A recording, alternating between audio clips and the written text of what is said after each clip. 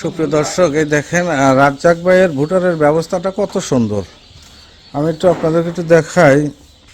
সেটা হলো এই যে আপনারা দেখতে পাচ্ছেন ফ্লোর কিন্তু পাকা, তারপরেও এই যে খ্যার বিছানো আছে, খ্যারের উপরে আবার পাটের চট বিছিয়ে দিচ্ছে।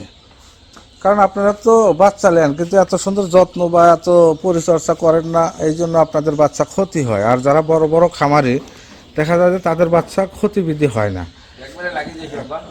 কারণ খামারে বাচ্চা ছেড়ে দেওয়ার আগেই কিন্তু খামারটা আগে সুন্দরভাবে সেট করে নিতে হয়।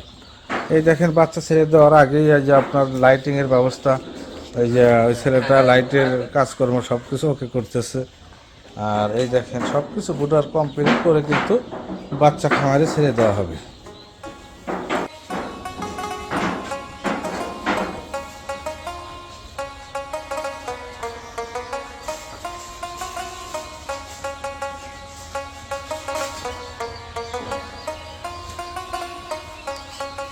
সুন্দরভাবে ছালা বিছানো হচ্ছে খ্যারের উপরে, কিন্তু এই যে খ্যারগুলো দেখতে পাচ্ছেন এর উপরে কিন্তু আবার পাটের চট বিছিয়ে দেওয়া হবে।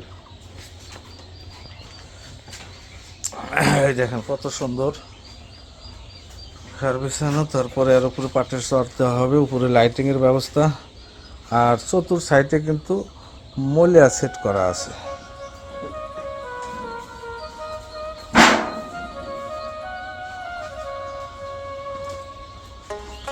এই যে আমার লাতি ভাই, রাজ্জাক ভাই লাতি, ও আসলে ইলেকট্রিশিয়ান, ছোট্ট মানুষ কিন্তু ইলেকট্রিশিয়ান। কিন্তু আর দাদার খামারে কিন্তু লাইটিংয়ের যে ব্যবস্থাগুলো আমার লাতি ভাই করতেছে আর কি।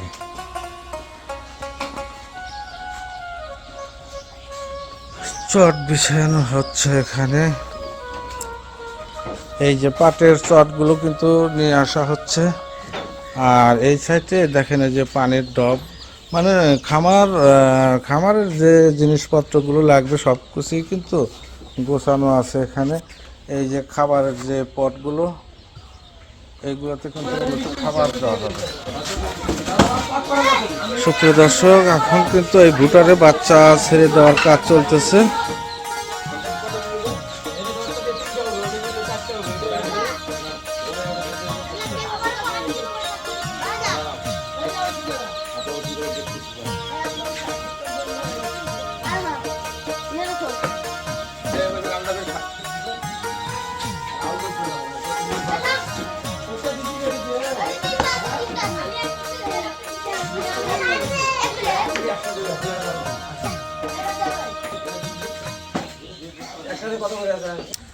তো দর্শক, আপনারা যারা উন্নত মানের বাচ্চা দিয়ে খামার করতে চান তারা অবশ্যই আমাদের খান হ্যাচারিতে যোগাযোগ করলে ইনশাল্লাহ ভালো মানের বাচ্চা পাবেন এবং সার্বিক দিক দিয়ে সহযোগিতা পাবেন।